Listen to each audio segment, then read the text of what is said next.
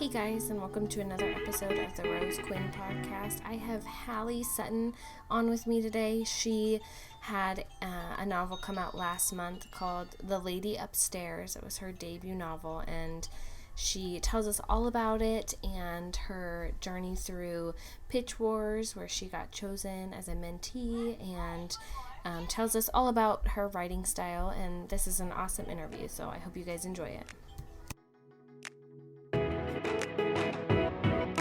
So, can you tell us about your debut novel, The Lady Upstairs? Sure. So The Lady Upstairs is a feminist noir thriller about women in Los Angeles who run a blackmail agency targeting bad dudes like Harvey Weinstein, bad. And one of their cases goes wrong and someone winds up dead. And so that's kind of, I guess that's all I'll kind of say about that part of it. But it's really kind of based on classic noir, but I was kind of shifting the lens to center a femme fatale and make her kind of, as opposed to the trope who facilitates all this danger for the man, her story. That's awesome. It sounds wonderful. I can't wait to read it. So tell us a little bit about your journey to getting published where you are right now. Oh, such a journey. So I started working on this book in grad school while I was at the Otis College of Art and Design, and it was my thesis project. And so when I graduated from Otis, I had a full first draft of the novel, but I knew it needed some work. And so I kind of spent the next 6 months revising it, working on it, and then I started querying and, got some requests from querying. I actually ended up getting this like really wonderful note from this agent, Sharon Pelletier, and she just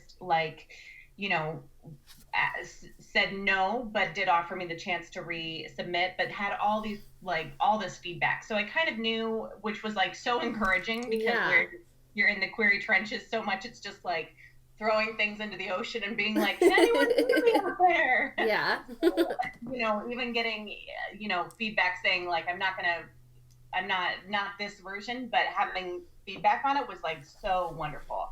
And so I kind of knew that I really needed to revise again, like in a major way. And I didn't really know how to do that. So I came across Pitch Wars and actually had not really heard of Pitch Wars before this. Which, if you're not familiar, it's a revision. It's not, a contest is wrong, but it's kind of like, it's like a mentoring program, and every year, like more than 3,000 people enter, and there's usually around 100 mentors. So it's pretty competitive, and if you end up getting paired up with somebody, they help you revise your book in time for an agent showcase at the end. And I was like, perfect, sure, let's just try it. And part of what made me try it was that when I had been looking, researching agents to query, I'd come across this book by a woman named Lane Fargo called Temper, and it was described as a workplace noir about the indie Chicago theater scene. And I was like, yes, I'm there. That sounds great. And Lane was actually one of the mentors. So seeing her there, I was like, okay, I feel like there's somebody that I would really want to work with who really might connect with my book. And so I threw it out there, and ended up Lane did pick me. Crazy. Which was wonderful. That's wonderful. And so spent the next 3 or 4 months revising, like hardcore revising. Basically, Lane took me from being kind of a pantser to a plotter, which I know we'll talk about in a little bit. He had me read Save the Cat Writes a Novel, which is great, and I'll never write another book without it, and apply the Save the Cat Writes a Novel framework to what I already had. And it showed me kind of all of these gaps that I had and places where what I did have would work. And so over the next 3 or 4 months, I think I ended up scrapping or rewriting probably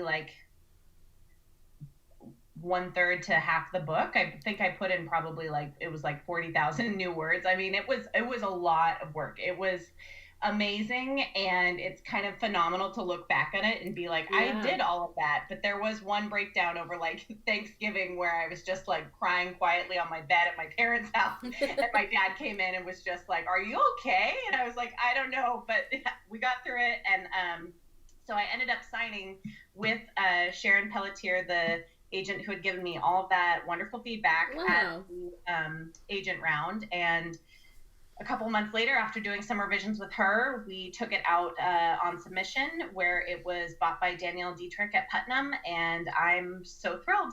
That is awesome. What a wonderful journey. And like, how crazy that you thought of Pitch Wars and saw Lane and you were like, oh, that would be perfect. And then it ended up being that she was your mentor. It was wild. It was Yeah. wildly perfect. And like the best part of Pitch Wars, it's amazing to have all of these other things that came out of it, signing with Sharon and selling my book. But like really the best part of Pitch Wars was working with Lane. And like that Lane and I are now friends. It's kind of amazing. Yeah. It's like every soccer dream come true. That's the best. So fun when you know, have authors you admire and you get to connect with them and they become your friends. It's pretty cool. It's amazing. Yeah. I love it. Well, I'm so glad to hear about your journey. I love asking that question because everybody's journey is really different, right? So I think it's just good for everybody to remember that what you're going through is for you and it's all right. Just because it didn't happen like somebody else doesn't mean it's the wrong way to go, right? Totally. And Pitch Wars was like, coming out of grad school, Pitch Wars was, nobody had ever talked to me about anything like that. It was very much about the like traditional route of querying. And like you said, there's all different routes, but I'm so glad that was how I found mine. Definitely. I love it. So when you did query, how did you approach that? Can you tell us a little bit about what your process was? Sure. I had like spreadsheets on spreadsheets of agents with notes about why I was querying that agent, who they represented, like who I thought that they would be. You represent this person and my work speaks to that in this way. I wanted to really like know why I was querying that person.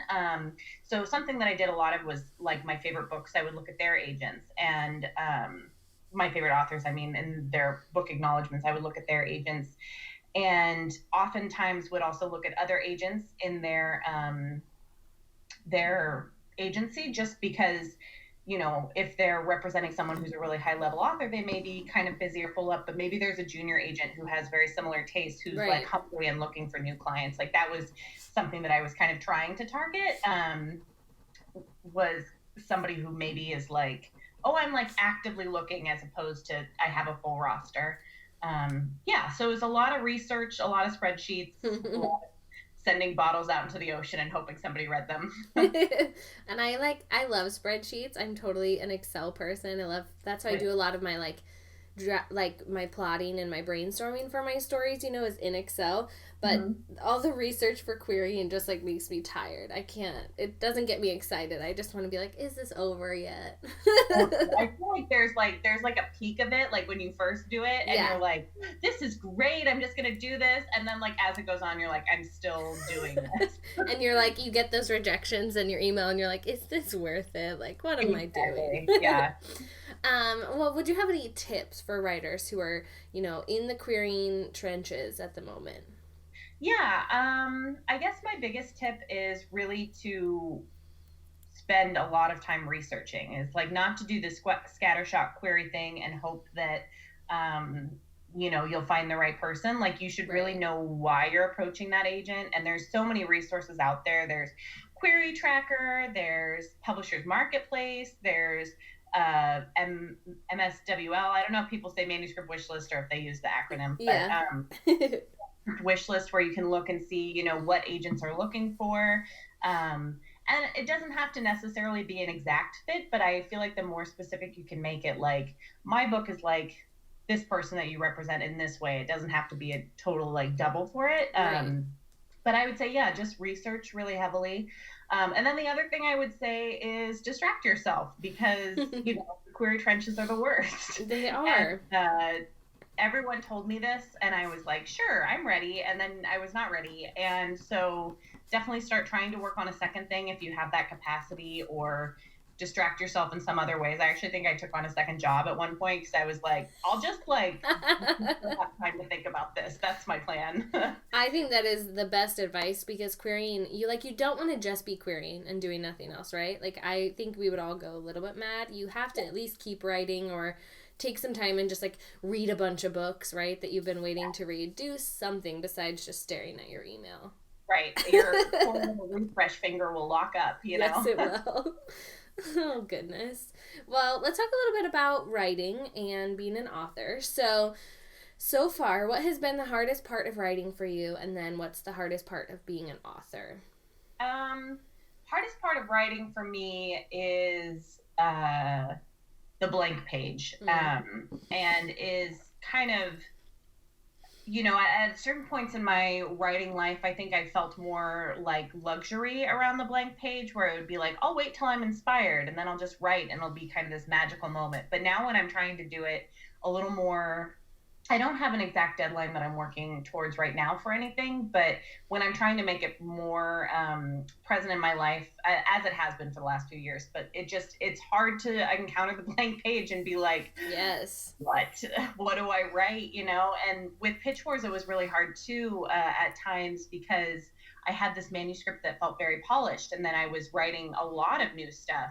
And it was hard to give myself permission to write a bad first draft because I had already felt good. And so it was Yes. just like, you're like, did I used to be good at this? What happened? And then Mm-hmm. you're like, no, I've been revising this for 3 years. Like, that's why that's better. Yes. So, yeah, so I still am struggling with that. I'm trying to work on my second book right now, and I'm spending a lot of time kind of constructing all of it in my head, and then really struggling to find kind of like the story entrance point, and getting very intimidated by the blank page again, and doing all of the things that we as writers do to trick ourselves to be like, you have to find the perfect opening. And it's like, no, just write it. Just, what's Yeah. wrong if you scrap this whole thing after you've written it? Like, you just have to write it. Right. The first draft isn't supposed to be good, but I totally feel you. I have spent like the last 2 years revising something, and I got to that point too where I was just like, okay, this is good. This is great. And then I've started to draft something new, and I'm like, what? Am I even good at writing?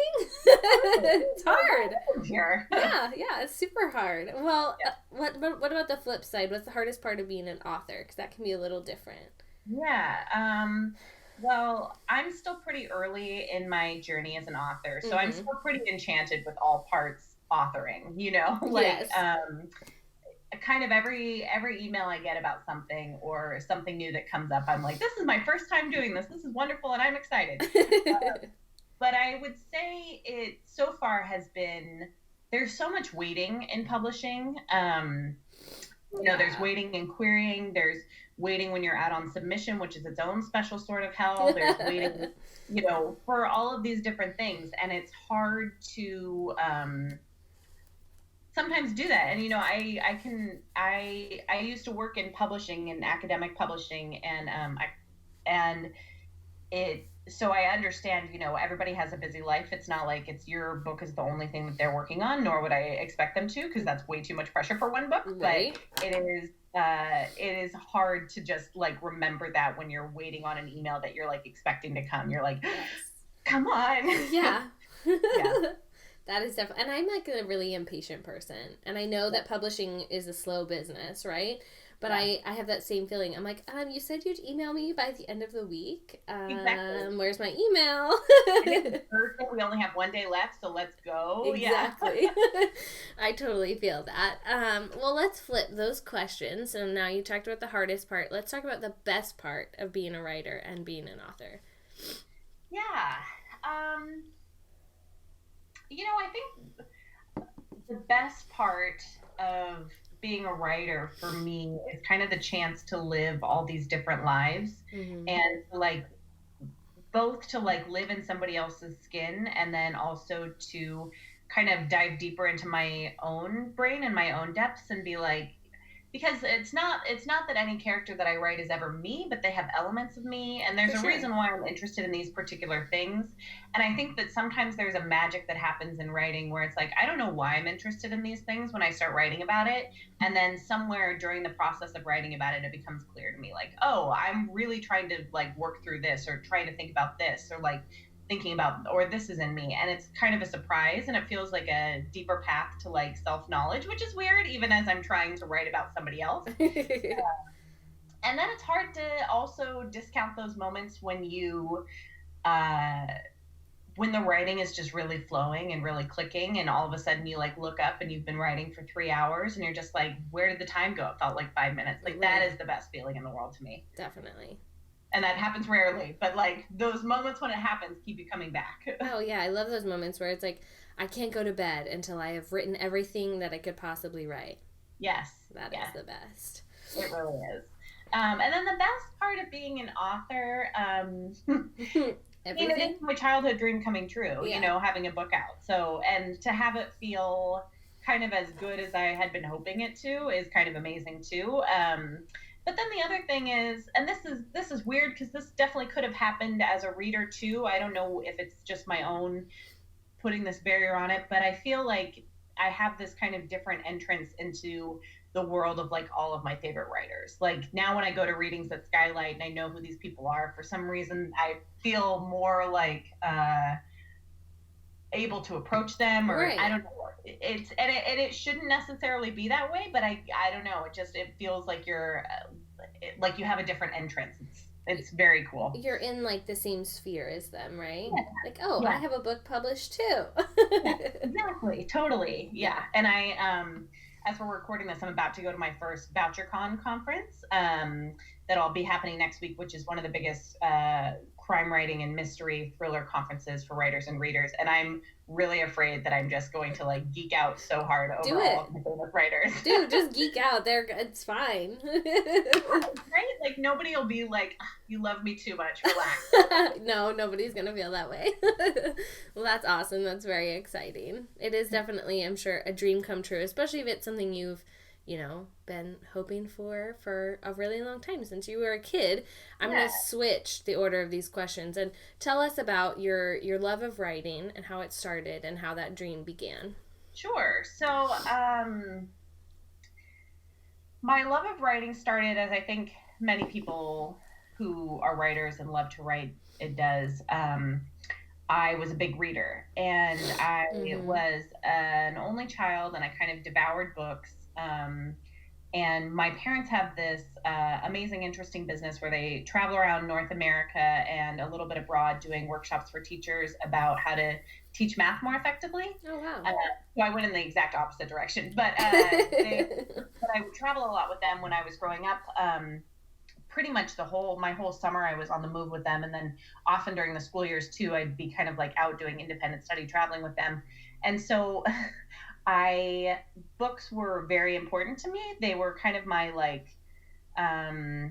they were my entertainment. They were kind of my way to stave off loneliness. They were, I would feel these very close attachments to some of the characters. And I remember writing letters to, one character in particular, Sally Lockhart, the heroine of the Philip Pullman Ruby and the Smoke series. It's, almost 25 years later, and I still remember it very specifically. And I would write her letters about my life because I wanted her to know as much about my life as I knew about hers.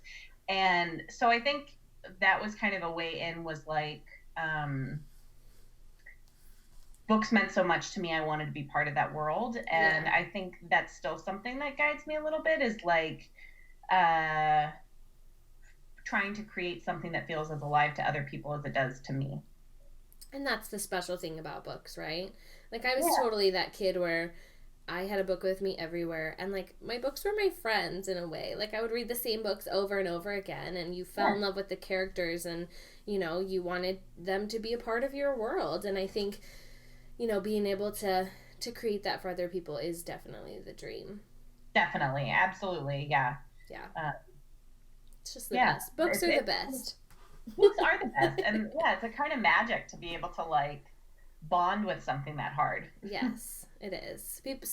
My mom is not a very big reader. She says, Mama don't read much. but it's like, I think she has a lot of other things, and she's very like, not that I'm not outgoing or social, but she's such a social person and can talk to literally anybody. Whereas I'm a little bit more introverted, and I feel like that's just where, my connection came from, was books. So I think it's different for everybody, but, you gotta read. I try to get my husband to read more too, because I'm like, books are so good. You need books. So good. Yes. They're one of the major pleasures of life, you know? Yes. That's why there's so many of them.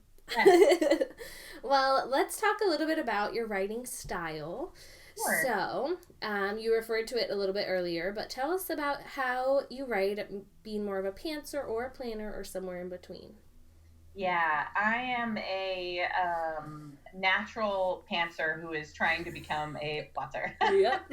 So I wrote the first couple of drafts of The Lady Upstairs as a pantser. My first year in grad school, I think I wrote like 120 pages of the book and wrote myself into a corner that I could not get out of. That And happens. it does. And so I scrapped all but like maybe 20 pages and started over. Same characters, same kind of plot idea, but kind of moving in a different direction, and got all the way through the draft of that one. When eventually I got to Pitch Wars, and Lane was kind of like, no, this needs like a better framework. We need to readjust some stuff. So I think now I'm trying to be a plotzer and I'm trying to outline. But there still has to be an element of surprise for me a little bit, I think. I think what I'm kind of planning on doing for maybe my first draft and maybe my first draft and a half of the next book is to like outline kind of the major points, like the like kind of almost like tent poles, like, this is kind of the catalyst and this is the midpoint and this is the all is lost beat, like, but not necessarily every beat. And then go back and take the framework and put it onto this thing that I've already written and figure out what I need to fix or bulk up or shore up in a different way. Because if I have it too planned out, I'm like, I already wrote it, here it is on this outline, this 4-page outline, it's the book. Oh my gosh, I'm the exact same way. If I outline it out like too much, I get bored. I'm like, okay, I don't want to write it now because I have already thought about it all in my head. One of my favorite books that I've written, I totally pants like the first draft, and I don't know, I just love it, and of course I think it adds more revision time when you're a pantser. Absolutely. But there's something to be said for just getting to know your characters and then letting them lead you wherever they want to go. You definitely can write yourself into a corner, which I have done, but you eventually find your way through it. But I love that there's so many different resources like Save the Cat, or another one I read that was really good that I can't remember, or I think self-editing for fiction, for novel writers or fiction writers or something, is a good one. So there's definitely a lot of resources, and that's what I try and focus on, is like getting the first draft down and then revising a lot, because I'm definitely a pantser. Revising is really where it all kind of comes together, and it's actually a book. Yes. Well, tell us a little bit about your revision process. And obviously, once you were in Pitch Wars and with Lane, that looked a little bit different. So I guess just tell us how maybe you did it on your own versus, how it worked once you were working with Lane. I'm so glad you asked this question, because I actually feel like I studied creative writing in undergrad and I studied it in grad school, and like no one talks about revision very well. And it's like to me, I think it's the most important part of a book in some ways, because you have to obviously get the first draft down, but then you shape it in revision. Right. And no one tells you how to do that. No one gives you strategies. They're like, it looks different for everyone. And you're like, that's not helpful. No. So, for me, and I would love to hear your revision strategies too. Like, I just think it's something we all should be talking about more. I kind of take first of all, I let the book sit for a little while, because if you read it too soon after, I do believe like you fill in too many of the gaps yourself. Like, you understand too easily what you're trying to do. You need to let it sit for like 3 weeks, for me at least, and before I go back and try to understand like, oh, okay, this doesn't make sense to me now. Yeah, right. I'm not in the book in the same way, so I can see it more as a reader. So my very first pass, I kind of will just look for as many logic gaps as I can find. I try to be like as critical as possible, say, why would she do this? Why would this happen? Wouldn't the person do this instead? And then I have to answer all of those questions. My first pass is I just have to ask all those questions, and then I have to answer all of those questions. And some of them I can throw out and say like, okay, you're being a little too hard on yourself. But I would say like 85% of the questions are usually pretty valid. Like, that doesn't make any sense. Like, this is an easier solution. Why wouldn't this person do this? And like, it can't just be like, because the plot, it has to like, make sense. So that takes a pretty hefty told. But then the other thing that I really like to do that I discovered kind of with this last book is uh, in The Lady Upstairs, my main character is named Joe, and Joe has a pretty distinctive voice to me and hopefully to the reader. But I would read the entire manuscript through kind of almost acting like her. Like I would kind of read it in like a different voice than my own, kind of trying to like get in character. And it led me to some really interesting, both kind of line edits. Because you can hear when a line sounds wrong in a different way when you're reading it out loud.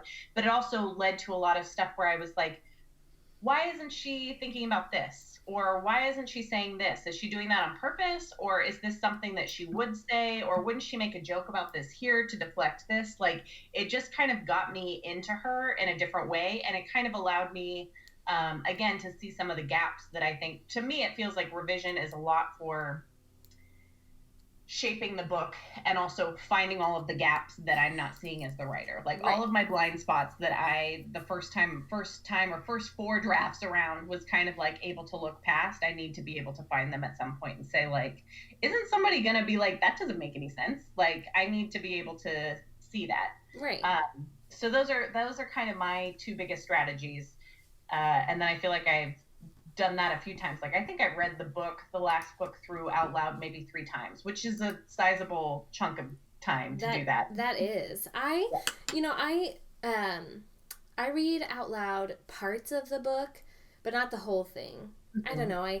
That's a really big time commitment, and that might be why I haven't done that. I don't have kids, so that helps. Yes. I have 2 children, and I don't think I could ever finish a revision if I did that. Yeah. But I definitely think you need to take time away from it. And it's like you want to get started like right away, right? Like you want to take a week and be like, okay, I'm fresh eyes, I can do it. But like you were mentioning the blind spots, I think those are huge when you're the writer and you've spent so much time in the story. You filled in all that stuff unconsciously in your head, right? Right. So I like to do, I go through and I read it and do like a chapter by chapter summary. And I do it in my Excel spreadsheet.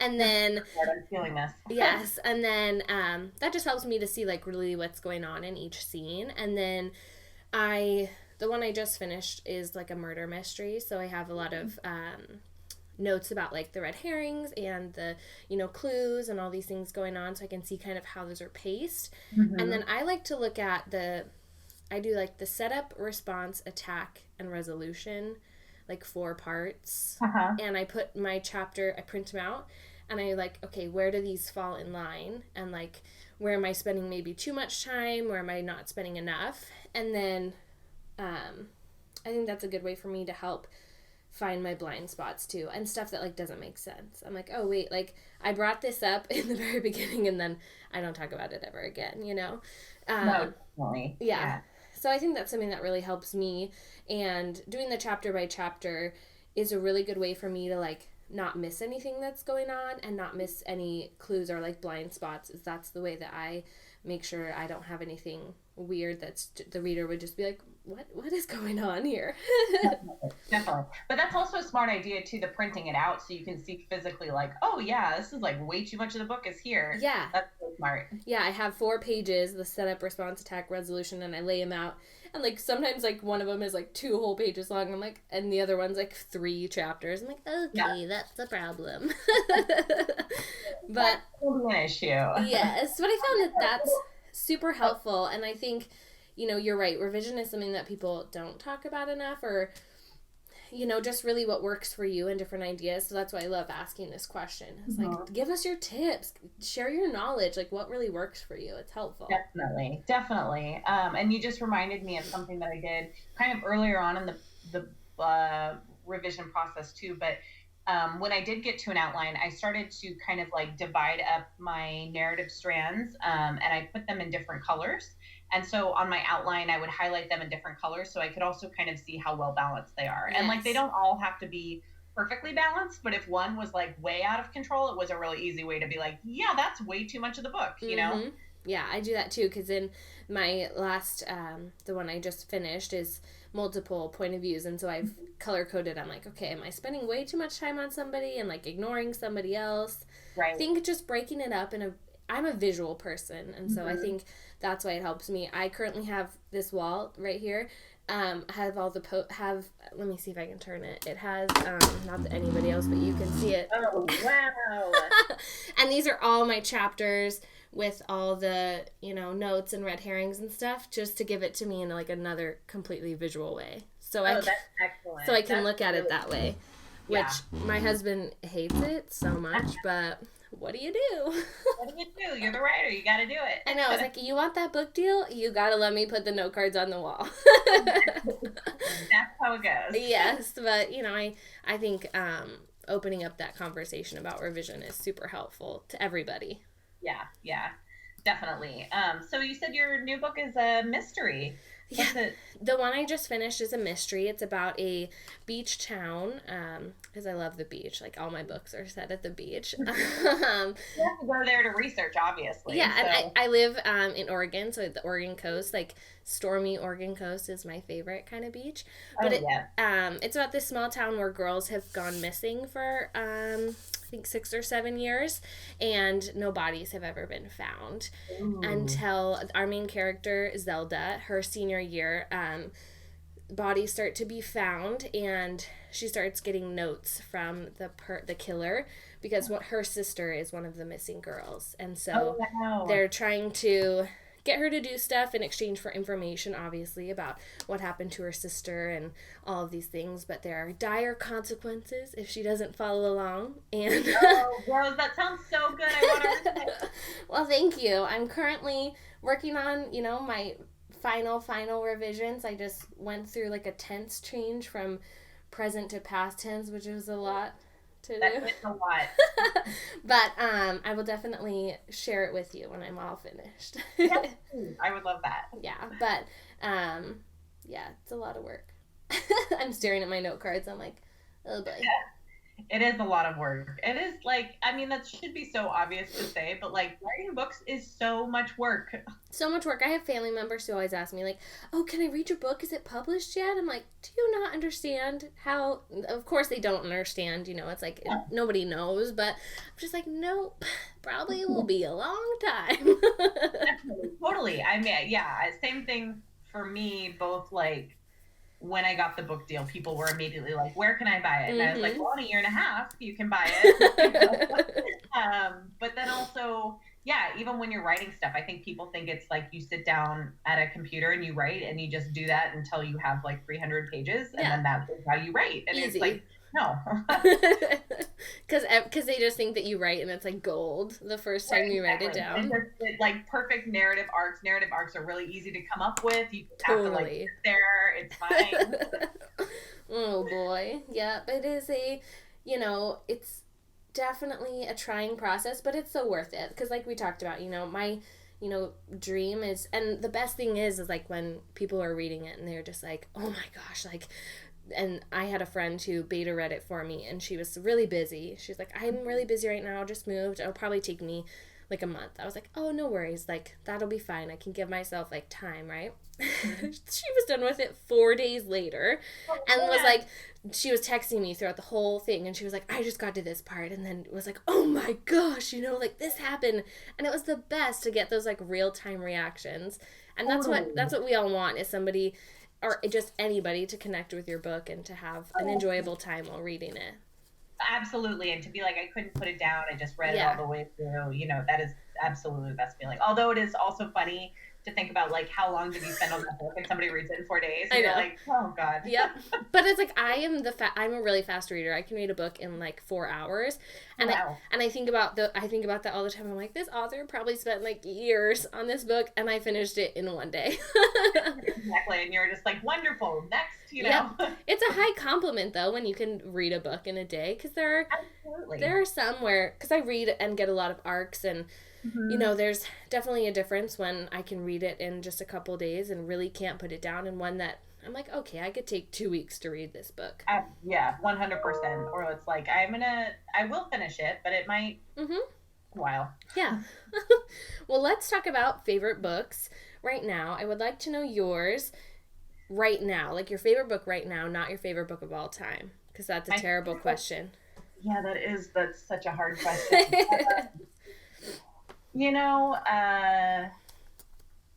In 2018, I think best book that I read, not best book that I read, my favorite book of 2018 was Sunburn by Laura Lippman. I think that came out in 2018. Okay, one of the best books in the last few years. Don't quote me on that. Laura Lippman, Sunburn. I would like stop friends in the middle of conversations to read them a line because I was like so into it. And also, evidently, I was the friend, I guess, who was reading while other people were having conversations. Right. But yeah, that's really up there for me. Kind of everything Megan Abbott does, I am just like enamored with. But one book that I go to consistently when I'm in need of inspiration is Queen Pin by Megan Abbott. Like, I will reread that book forever. And Miami Purity by Vicki Hendricks is really up there for me. This year I've read some really great books. Temper by Lane Fargo is, I'm not just saying that because she was my Pitch Wars mentor. It was a book. And I just was like, just couldn't put it down. Like, I think was one of those things where it was like we just talked about now, where I was at a girls' weekend or something and I just couldn't stop reading it. And I had the exact same experience actually with The Swallows by Lisa Letts. I was at a girls' weekend in Palm Springs and my friends were like, we're going to go do this and this. And I was like, I'm good. I'll see you in a few hours. I have a book to read. Right. That was one of my favorites of 2019 too. The Kill Club by Wendy Hurd, which is coming out in December, was another couldn't put it down book. I just like got swept up in that so hard. There's a lot of really great books coming out this year, the last couple of years, that have just, have felt really, Last Woman Standing by Amy Gentry is another one that I just couldn't put down. I think I've gotten a field of your question because it's hard to answer. So. No, this is a question that like everybody's like, I can't pick just one, even favorite book right now. Like, can I give you 5? I'm like, sure. I don't care. But yeah, Sunburn was up there. The Swallows really was like. So tell me about The Swallows, because I started to read it and I had a really hard time. I got about like 50% of the way through and I had to stop. But should I push through and like try and finish it? I think so. Okay. I felt like I was grabbed pretty early, so we might be just having different experiences of the book. Yeah. I do know what you mean because it's a very slow burn. There's like a lot of groundwork laid for like bad things are coming, but it takes a while to get there. But I think I was just so immersed by her voice that I was like, just do this forever. Okay. But yeah, I feel like there is a good payoff at the end. But I can understand what you mean, that it's like it takes a while to build there.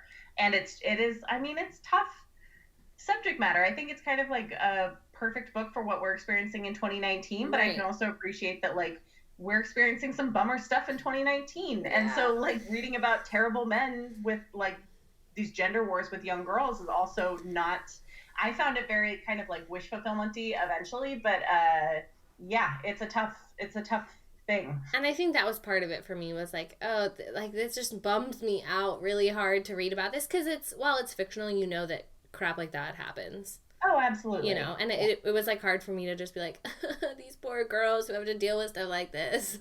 I know.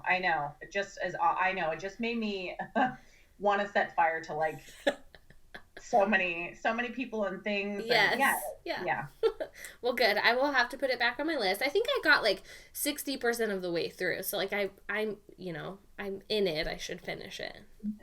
Well, I also don't believe in shoulds. Like, life is too short. There's too many books. If it's not your book, it's not your book. But there's way too many books. Yeah. There really are. I know. And I can find them. They just keep coming. Yeah. Because how can you not? How can you not? You're going to read them eventually. Eventually. When we have time and go on a vacation. That's what we should do, is like a book vacation where you do nothing else but read books. Could we make like, how people have like writers retreats? Could we just have like a readers retreat for 2 weeks? And that it's like all you do perfect. is bring as many books as your suitcase will hold somewhere for 2 weeks and you just read. That sounds great. I would love that vacation. Yeah, we should start it. Yes. Readers Retreat 2020. Yes. Well, perfect. So thank you so much for chatting with me today and letting us get to know you and telling us about your journey and your writing style and giving some advice to the people listening. Well, thank you so much for having me, Rose. This was such a pleasure. I so enjoyed chatting with you. Thank you so much. As always, thank you guys so much for listening. Please make sure to share this podcast and go give Halley some love and rate and review. And listen next time. Thanks so much.